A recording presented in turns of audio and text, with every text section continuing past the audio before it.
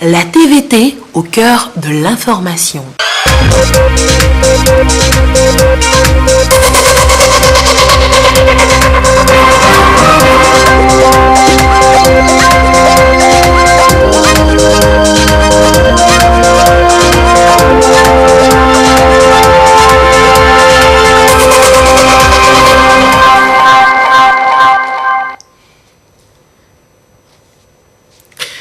Pas de butin pour les pirates au large des côtes togolaises. Leur opération a été déjouée par la marine togolaise. Ils tentaient de détourner un navire qui transportait du pétrole. Et dans quelles conditions les pirates ont été repoussés, vous le saurez dans ce journal. Lancés en septembre dernier, les essais cliniques annoncés par l'Université de Lomé ont effectivement démarré ce lundi. 4 médicaments sont concernés pour lutter contre le Covid-19. Voilà pour le sommaire. Où que vous soyez, vous êtes en direct sur la télévision togolaise. Bonsoir, bienvenue dans cette édition. Des coachs togolais côtiers. Ils sont une vingtaine à bénéficier d'une formation en technique internationale du coaching d'affaires. À leur tour, ces formateurs vont accompagner les jeunes entrepreneurs dans l'élaboration, la mise en œuvre et le suivi de leur plan d'affaires. Après une semaine de formation, vous les entendrez, ils se disent prêts à mieux coacher. Chris Agbedinou, Yata Aratem. Laïs Salami est l'un des participants à cette formation du Fonds d'appui aux initiatives des jeunes Fayèges. Comme ses collègues, il a été entre autres outillé par le consultant international en coaching des affaires, Paul Vianou, sur le contexte d'intervention du coach et son plan d'accompagnement, les modèles d'affaires du coach pour l'entreprise ou encore le métier de coach et son accompagnement. Spécialisé dans l'agroalimentaire, il pense avec les nouvelles connaissances acquises, mieux jouer son rôle de coach auprès des jeunes entrepreneurs. La plus-value de cette formation, c'est d'être satisfait si les jeunes réussissent, si les jeunes entrepreneurs réussissent. Ce qui nous avait également fait savoir, c'est que le coach ne doit pas se nommer lui-même coach. C'est celui qui coach, qui va l'appeler coach. Ça veut dire que son désir, c'est la satisfaction de l'entrepreneur. Si l'entrepreneur est satisfait, bien sûr, le coach est satisfait. Le coach sur le terrain doit être humble. Il doit être à l'écoute de jeunes entrepreneurs. Il doit être empathique du jeune. Il doit intervenir comme un sauvetage devant quelqu'un qui se noie. Donc, c'est de faire en sorte que le jeune puisse mener à bien son activité et pour qu'il puisse réussir l'activité. Konsigankou Danou est l'autre participant qui partage l'expérience acquise. Nous faisions beaucoup plus de conseils, nous faisions beaucoup plus de la consultation, nous ne faisions pas de coaching, c'est-à-dire accompagner l'entrepreneur aussi bien sur l'évolution de sa personnalité que de ses compétences et au même moment sur le management de son entreprise. Donc ici, nous avons senti qu'il faut travailler sur ces 3 aspects et non seulement sur l'aspect management de l'entreprise. L'entrepreneur qui il est, il a ses aspirations, il a ses propres réalités en termes de qualité de sa personnalité. Il faut aussi travailler sur ça parce que ça agit sur ses compétences et ça agit sur l'entreprise qu'il porte. Avec cette formation basée sur les outils internationaux dans le domaine, ces bénéficiaires ont davantage des capacités à réfléchir, prendre des décisions et agir dans le domaine des affaires. Il s'agit de les amener à jouer leur partition dans la croissance économique du Togo. Imaginez-vous une journée sans votre téléphone portable, sans Internet ou même sans télévision. Cette situation sera pour beaucoup un véritable calvaire. Le gouvernement prend la mesure de la chose et cette année, le taux de pénétration d'Internet a atteint 21%. On s'interroge ce soir sur la place du numérique dans le développement et c'est avec Ekwesala. Le numérique s'impose de plus en plus dans tous les secteurs d'activité. Que ce soit dans l'agriculture, l'économie ou encore la santé, l'Internet est aujourd'hui prisé. Dans les années à venir, 6 secteurs clés vont connaître une mutation dans le monde grâce à l'outil informatique, selon les experts. Au Togo, la nouvelle équipe gouvernementale accorde une place de choix au digital. L'État finance pour que les jeunes puissent avoir accès à l'ordinateur à moindre coût. Il y a des projets sur le campus. Récemment, on a dit que ça va être généralisé à davantage de jeunes. Je pense que c'est une bonne chose. La deuxième étape, ça devrait être d'introduire l'enseignement de l'informatique dès le collège. Le niveau global des jeunes diplômés en informatique est très bas. Et ça ne permet pas de rentabiliser tous les gros investissements en ADSL, fibre optique et 4G qui ont été faits. C'est-à-dire que les gens aujourd'hui utilisent fondamentalement Internet pour la distraction. C'est-à-dire que se partager les vidéos qui font rire, des trucs comme ça. Alors qu'en fait, avec Internet, donc, on peut augmenter sa productivité par la maîtrise des outils de productivité. On peut augmenter son efficacité par la maîtrise des outils de collaboration en ligne. Internet comme levier de croissance, cela ne peut pas avoir lieu sans le développement du capital humain. La jeunesse doit se tenir prête pour tirer les opportunités qu'offre le secteur. Selon les estimations, plus de 3 millions de spécialistes en cybersécurité seront recherchés à travers le monde d'ici à 2023. Les jeunes Togolais sont encouragés à se spécialiser dans le domaine pour accompagner le développement numérique amorcé par le gouvernement depuis quelques années. Dans nos pays, on peut former des milliers de gens en informatique et ils ne vont pas être au chômage. Je vais citer quelques-uns. Bon, la cybersécurité, tout le monde a compris aujourd'hui que c'est un secteur plein d'emplois. Si le phénomène d'incubateur de start-up prend de l'ampleur, le génie logiciel aura beaucoup plus d'emplois que côté cybersécurité. Mais il faut qu'il y ait des incubateurs de start-up. Quand vous avez fait le génie logiciel, même sans passer par l'incubateur, vous pouvez créer votre propre entreprise à 0 francs. Au Togo, le FinTech et le e-learning vont connaître un coup d'accélérateur dans les années qui viennent. Avec la 4G opérationnelle dans le pays depuis bientôt 3 ans, les entreprises se digitalisent davantage. Le taux de pénétration d'Internet a atteint 21% cette année selon HotSuite à travers le pays. Attaque avortée des pirates au large des côtes togolaises. Je vous le disais en titre. Un navire battant pavillon hongkongais avec pour cargaison du pétrole a échappé belle. Il a été attaqué le 17 octobre dernier à environ 215 km de nos côtes. Et le ministre en charge de l'économie maritime s'est rendu à la préfecture maritime ce lundi pour s'enquérir des conditions dans lesquelles les pirates ont été déroutés. Augustin Kossi. Les faits se sont produits dans la nuit de samedi à dimanche. Au large des côtes togolaises, à environ 215 km, un navire battant pavillon hongkongais a été attaqué par des pirates. La marine togolaise intervient, l'attaque a échoué. Le ministre de l'économie maritime va s'enquérir des détails à partir du centre de coordination de la préfecture maritime, un système informatisé pour surveiller toutes les eaux territoriales. Une fois alerté, la Marine nationale a dépêché un navire et très rapidement, grâce à son intervention, les pirates ont quitté le navire. Et la Marine donc est partie sécuriser le navire et le mettre en lieu sûr dans nos eaux territoriales. Ici, vous avez des logiciels qui nous permettent de traquer tous les bateaux, voir des bateaux qui sont suspects et voir ceux qui ne sont pas suspects. Et nous sommes coordonnés avec tous les autres centres, n'est-ce pas, de l'Afrique de l'Ouest et du centre. Nous sommes aussi connectés avec le Centre international de piraterie. Ici, le ministre Kokutenge a eu droit à toutes les informations, du début de l'attaque à l'intervention de la marine togolaise, en passant par le fonctionnement du centre. Actuellement, des investigations sont en cours pour les rechercher et les traduire conformément aux lois et actes en vigueur. L'engagement au niveau du gouvernement est très fort et la pierre d'angle de notre économie maritime demeure reste la sécurité maritime en ce qui concerne les côtes togolaises et au-delà dans tout le golfe de Guinée. La tolérance est zéro pour la piraterie maritime parce que nous ne comptons pas laisser des pirates se mettre au travers des ambitions maritimes du Togo. L'équipe d'intervention chargée des investigations va rassembler sur place des preuves, des éléments d'enquête qui vont être diffusés en vue de rechercher et traquer les pirates.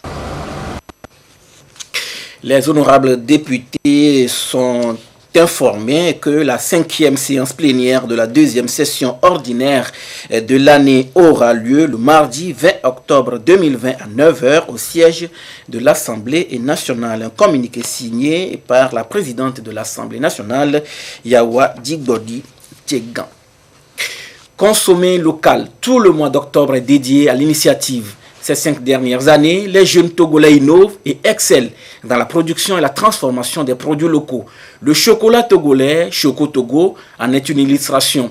Une délégation a visité l'entreprise pour appréciation et conseil. Christine Petit-Kialoudé. Après la refonte, le raffinage, le tempérage et le pesage, voici le produit fini. Le chocolat togolais 100% naturel. Nous sommes dans l'une des unités de production de Choco Togo, une entreprise spécialisée dans la transformation du cacao en chocolat et autres produits dérivés. Nous transformons les fèves de cacao, les fèves séchées, en fèves torréfiées, décortiquées et nous faisons la pâte. À Lomé, nous utilisons la pâte pour faire du chocolat et aussi faire la tartine. Et nous pouvons utiliser cette même pâte-là pour faire les cakes. Ici, dans ce local, vous allez voir, nous faisons la production du chocolat, diverses formes, que ce soit nature, 60%, 70%, 100% cacao. Nous faisons aussi les pâtes à tartiner. Notre produit fini est sous forme d'un cadeau. Et ça montre que le chocolat est fait maison. C'est emballé avec le raffia, ça montre le volet artisanal aussi de notre produit.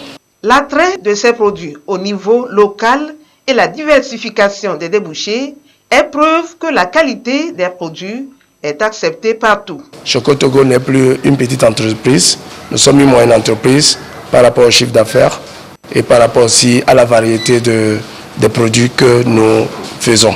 Nous exportons nos produits au Japon, en Allemagne. Les gens peuvent commander depuis les États-Unis. L'entreprise Choco Togo a en 2016 bénéficié du soutien financier du PASA pour améliorer son équipement. Le ministère du Commerce, de l'Industrie et de la Consommation locale a voulu se rendre compte de la qualité des prestations de l'entreprise. Nous sommes agréablement surpris de constater que c'est une entreprise sérieuse qui fait du bon boulot, sur qui nous pouvons compter pour satisfaire le marché local et le marché international. Et donc nous les encourageons à continuer. Ils ont des certificats de salubrité, leur permettant donc aussi de conquérir le marché international. C'est depuis 2013 que Choco Togo s'est lancé dans la transformation du cacao. Elle a 3 unités de production, une à son siège à Kpalimé et 2 à Lomé, dont une en rénovation. Plus qu'une simple volonté, le consommer local doit être un comportement quotidien pour l'émergence de l'économie nationale. C'est en tout cas le message porté à la connaissance des leaders d'opinion à Thiévié par le ministère en charge de la consommation locale. Une rencontre d'échange autour du concept et qui marque le lancement du mois du consommer local pour le compte de la région maritime. Euricha Megan et Kwesala Précision. Tous mobilisés dans la maritime pour porter haut l'identité togolaise à travers la promotion des produits locaux. Autorités administratives, traditionnelles et producteurs se mettent dans la dynamique du mois dédié à la promotion de la consommation locale. Ceci marque le lancement du mois du consommé local, étape de la région maritime, ici à Thiévié. L'objectif de cette rencontre, c'est de vulgariser et sensibiliser dans un premier temps, créer un cadre de discussion et d'échange avec les acteurs de la région maritime afin que des recommandations ou des contributions qui se dégagent soient transmises. Faire de tous ces participants des ambassadeurs de la promotion de la consommation locale. Consommer local ne doit donc pas être un simple mot, mais un comportement. Il faut ainsi poser des actions sur le terrain pour des résultats probants. Consommer local, pour nous, c'est célébrer la production locale. Nos frères et sœurs qui sont dans le monde de la production locale doivent savoir que c'est une aubaine qui leur est offerte par cette initiative du gouvernement. Cette initiative doit leur permettre d'affûter davantage leurs armes, de pouvoir reprendre du travail pour permettre à ce que leur production soit de qualité. Les uns et les autres doivent savoir que désormais, ils ont l'opportunité de se faire connaître et de faire connaître aussi leur production. Consommer local est un rendez-vous et une occasion pour booster 3 piliers de développement: l'économie, le social et l'écologie. Ce lancement se fera également dans les 4 autres régions du pays. Pour la rentrée scolaire 2020-2021, le gouvernement a décidé d'observer une rentrée administrative le 26 octobre avant la reprise effective des cours par les élèves le 2 novembre 2020. Report tactique pour permettre de mettre en place toutes les mesures barrières avant la reprise des cours. Comment cette mesure du gouvernement est-elle appréciée dans la région des Savanes? Tchazimna Baga. Le gouvernement a bien fait de prendre une décision pour repousser la rentrée. Parce que si la rentrée prenait du 26, la situation du Covid-19 n'allait pas être très bonne. Il faut qu'on doit prendre toutes les mesures barrières pour pouvoir bien encadrer les élèves. Nous remercions aussi le gouvernement d'avoir pris cette décision pour aider tout le monde. La rentrée administrative, c'est-à-dire que les enseignants vont venir avant les élèves, c'est une bonne chose parce que quand je viens pour inscrire mon enfant, ou bien il y a d'autres formalités, et surtout par rapport à la maladie, ça va leur permettre de s'organiser. On n'est pas totalement prêt, mais vraiment c'est une bonne chose, on apprécie. C'est maintenant les examens ont pris fin, par exemple le bac 2. Donc ceux qui ont redoublé aussi doivent trouver des moyens avant de pouvoir reprendre les classes. Donc, par rapport au report d'au moins une semaine, ça pourra leur permettre de pouvoir faire quelque chose. Je suis très inquiète parce que les enfants sont restés à la maison depuis le mois de mars. Normalement, la rentrée devait avoir lieu le 26. Voilà, encore, on a repoussé d'une semaine. Donc, nous sommes très inquiets par rapport au programme qu'ils vont donner aux enfants. L'année dernière, ils n'ont pas fini le programme. Nous ne savons pas si cette année encore, ils vont finir le programme ou pas. Voilà qu'on a encore repoussé. Donc, nous sommes aussi très inquiets pour ça. Je crois que c'est une bonne décision. Parce que l'État ne veut pas qu'il y ait une rentrée où les parents d'élèves ou bien les enseignants ne sont pas encore prêts. Parce qu'on a demandé tout le monde, à cause du coronavirus, il faut que les gens soient prêts. Top départ des essais cliniques à l'université de Lomé. 4 médicaments seront évalués pour s'assurer de leur efficacité dans le traitement du nouveau coronavirus. La population garde espoir, mais ces essais cliniques vont prendre combien de temps réellement? Lucas. Les essais cliniques sur les humains à partir des phytomédicaments rentrent dans leur phase active. Annoncé depuis le 15 septembre dernier par la commission ad hoc de l'université de Lomé contre la Covid-19, ces essais suivent une démarche donnée. L'étape administrative bouclée, place au traitement des patients retenus. Ils sont 250 personnes âgées d'au moins 18 ans à se soumettre à ce processus pour 4 médicaments évalués. L'essai thérapeutique consiste donc à ce que nous appelons randomiser les patients, à donner le traitement aux patients par un tirage au sort. Et nous avons au total 4 phytomédicaments qui sont issus des tradithérapeutes et puis un médicament qui est le médicament de référence qui est à base d'hydroxychloroquine, azithromycine, qui est le traitement actuellement utilisé dans le traitement de la Covid-19. Et donc l'idée maintenant, c'est de recruter au total 250 patients, 50 dans chaque bras. Et puis nous allons suivre ces patients pendant une certaine période de temps, au minimum pendant 15 jours. Et puis voir si, après 8 jours de traitement, quelle est la proportion de patients qui seront guéris ou bien qui auront une charge virale non détectable. L'essai démarrera le lundi, puisque pendant tout le temps, nous étions dans la phase de préparation de l'essai, qui a consisté d'abord à élaborer un cahier d'observation, qui a consisté à former les acteurs. Nous avons terminé la formation des acteurs cette semaine. Ils étaient plus de 22 les acteurs cliniciens et 9 biologistes qui ont été formés qui participeront à l'essai. Nous avons réceptionné les cahiers d'observation. Nous sommes partis également sur le terrain pour faire une visite de terrain, pour faire les derniers ajustements. Donc lundi, plus théoriquement lundi, nous allons commencer à enrôler les premiers patients dans l'essai. C'est le fruit d'une collaboration entre les tradithérapeutes et les professionnels de la médecine moderne. Ils mettent ainsi en avant leur capacité à interagir vis-à-vis des problèmes de l'heure. Les praticiens de la médecine moderne et les praticiens de la médecine traditionnelle se sont mis ensemble. Donc pour une fois, nous allons utiliser leurs recettes, nous allons évaluer selon nos procédés et après nous allons tirer les conclusions. Nous espérons qu'avec cet essai qui est une première, ceci pourra s'étendre à d'autres pathologies, notamment le diabète, l'hypertension qui constituent des problèmes de santé publique en Afrique. L'initiative répond à une question, celle de savoir si les phytomédicaments ou plantes traditionnelles qui au Togo permettent d'améliorer le pronostic vital des patients atteints du nouveau coronavirus. Il est aussi question de jauger leur performance à réduire le délai d'hospitalisation de ces malades. Lutte contre la propagation du coronavirus. Toujours au Togo, des masques ont été mis à la disposition des personnes âgées dans les plateaux. Vous le savez, ces personnes sont considérées comme des personnes pouvant développer des complications dans le cadre d'une infection au Covid-19. Et c'est l'INAM qui leur a remis 6000 masques. Sylvain Abdou. Elles constituent les personnes les plus exposées à la pandémie du coronavirus, les personnes âgées.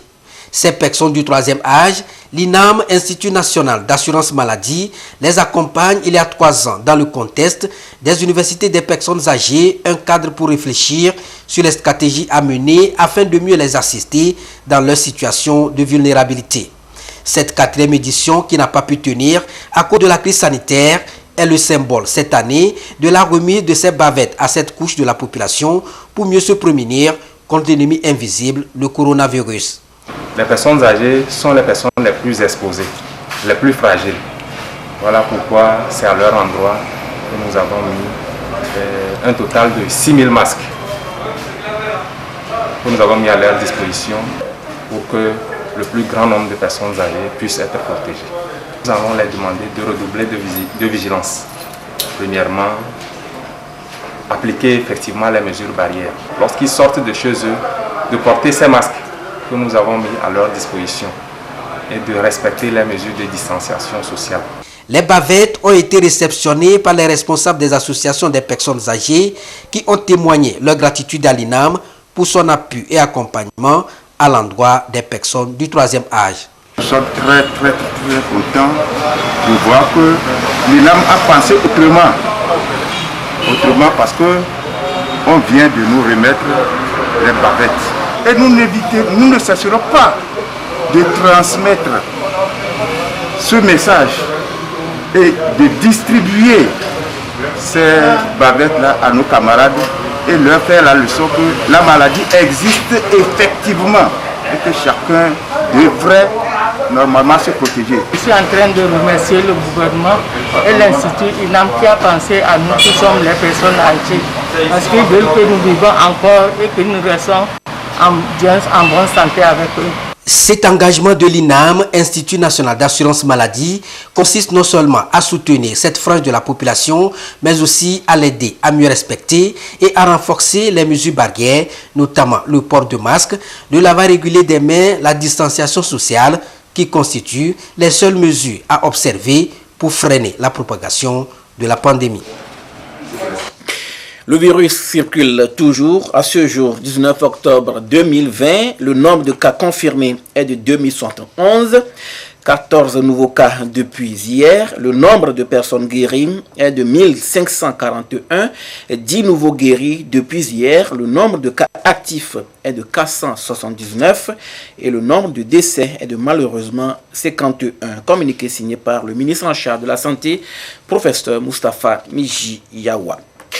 L'étude de base du projet Ensemble sur la sexualité dans les lacs a été validée le vendredi dernier à Nero, porté par Handicap International. Ce projet a pour finalité l'amélioration de l'accès aux services de santé sexuelle et reproductive des jeunes et des femmes. Chris Agbedinou Yasmine Kodia. Le projet éducation nécessaire à la santé sexuelle et reproductive pour devenir maître de son bien-être et libre de ses choix, ensemble, va enfin connaître sa mise en œuvre dans les lacs. Pour arriver à cette étape, il fallait une étude de base pour les indicateurs de référence du cadre de mesure et une évaluation des centres de santé. C'est donc le rapport de cette collecte de données contenu dans un document de référence qui est ici validé par les différents acteurs impliqués dans la mise en œuvre du projet. Handicap International va travailler avec les centres de santé, les 23 centres de santé de la préfecture des Lacs, pour améliorer l'offre de services à l'endroit des femmes et des adolescents, dans le but d'améliorer l'accès aux services de santé et de la reproduction et aux droits connexes. Donc le projet travaillera avec les responsables des formations sanitaires, le projet travaillera au niveau des établissements avec les jeunes des établissements en formant des pères éducateurs qui vont faire des activités de sensibilisation au sein des établissements scolaires et extrascolaires. Initié par Handicap International et CARE International, ensemble, à le soutien de l'Association pour la promotion de l'éducation à la base APEB pour sa mise en œuvre. APEB va mettre à la disposition du projet 2 prestataires, 2 agents, une sage-femme et un agent communautaire qui vont aider à faire le travail que comporte le projet, à savoir la mise à disposition des méthodes de planification familiale aux jeunes et adolescents et la mobilisation sociale qui est clé dans la réussite de ce projet. Et nous nous sommes préparés depuis longtemps à le faire. Le projet est sous-régional et présent au Sénégal et en Côte d'Ivoire. Il permettra de réduire le taux de mortalité maternelle élevé dans les lacs, les problèmes de santé sexuelle et de reproduction chez les adolescents et les femmes. Le garde des Sceaux, ministre de la Justice et de la Législation, porte à la connaissance des personnes ayant déposé leur dossier de candidature pour le concours de recrutement des élèves magistrats au Centre de formation des professions de justice, session des 18 et 19 décembre 2014, annulée, qui n'ont pas encore retiré leur dossier et les frais d'inscription, qu'ils doivent impérativement passer les retirer tous les jours ouvrables au centre, le matin de 8h à 12h et l'après-midi de 15h à 17h jusqu'au 31 décembre 2020. Passé ce délai, les frais d'inscription seront reversés à la Direction générale du Trésor et de la comptabilité publique où ils pourront aller les retirer. Communiqué signé par Pius Agbetomi Kokovi. Des mets locaux à base de produits agricoles transformés, l'on en trouve un peu partout au Togo. Et chaque région avec ses spécialités. Allons à la découverte de ceux de la région maritime exposés dans la grande salle de la préfecture de Zion et dans ce reportage de Urisha Megan et de Augustin Kossi. Bienvenue dans les locaux de la préfecture de Zion. Dans cette salle sont exposés des mets typiquement togolais, des produits locaux transformés en bouillon d'épices simples et composés, des apéritifs en souché et bien d'autres encore. Vous êtes dans le Made in Togo des spécialités culinaires de la maritime. Quand on parle à Tchéké, on pense à la Côte d'Ivoire. Quand on parle des guerres, on pense au Mali, donc à Sokmel. À travers le yakaeke et le fonio, on essaie d'hisser le drapeau togolais. J'ai exposé le mélange universel qui est bon pour toutes sortes de viandes, que ce soit la viande rouge, blanche, volaille. Compte tenu de la consommation des produits importés et autres, nous avons voulu produire d'abord et transformer nos poulets locaux pour mettre à la disposition de toute la population, leur garantir une bonne santé. Ici, on remet au goût du jour les mets autrefois oubliés. On goûte et on savoure. C'est un produit purement naturel et authentiquement togolais. Vraiment, j'ai un sentiment de satisfaction en consommant ça. Je me retrouve vraiment chez moi. C'est un mois spécial pour nous parce que Ça permet aux consommateurs de découvrir ce que nous sommes en train de faire et d'attirer les transformateurs vers les produits locaux et de savoir qu'il y a de bonnes choses qui se font sur le territoire national. C'est le mois du consommé local, une aubaine pour plus de visibilité des produits togolais. Avant de clôturer ce journal, je vous donne lecture de ce communiqué. Le ministre de l'Enseignement supérieur et de la Recherche communique les résultats de l'examen du brevet du technicien supérieur BTS seront donnés le mardi 20 octobre 2020 à 15h00. Par ailleurs, les candidats peuvent consulter les résultats à partir de mardi 20 octobre 2020 à 9h via l'application mobile Cisco ou en envoyant BTS numéro de table par SMS au numéro 6767 sur le réseau Move. L'application Cisco est téléchargeable sur Play Store. Et notez bien, pour toute information complémentaire, contactez la société Cisco au 90 97 67 67 ou au 96 80 27 60. Un communiqué signé par Majesté Iou Watiba, ministre en charge de l'enseignement supérieur. Voilà, ce sera tout pour aujourd'hui. Merci de nous avoir suivis. Restez avec nous sur la TVT. Gardez toujours le sourire, quoi qu'il arrive. Excellente soirée.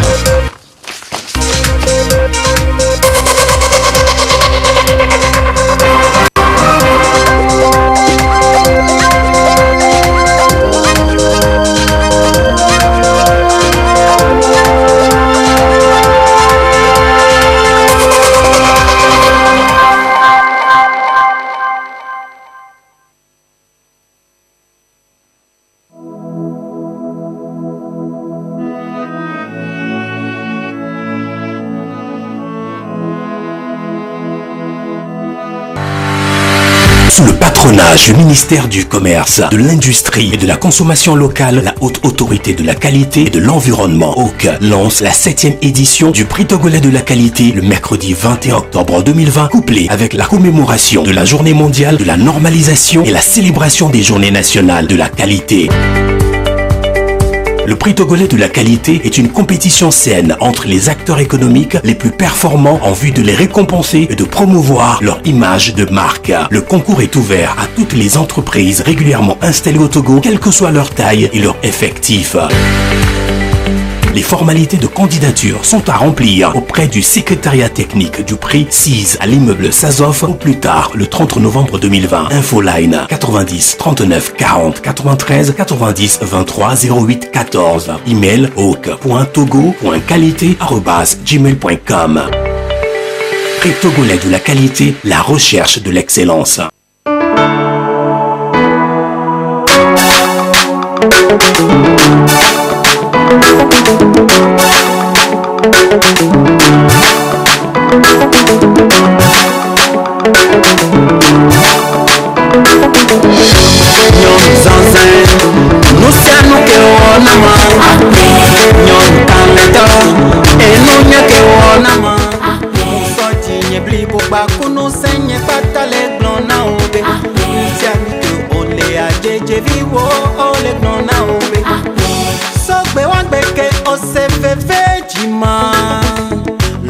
Ke osanama e patole nene ake vli o de tanye elolo ale gbegbe be ma po nko tete hafi ya po gbode mu pole kopona torunam ma vokeye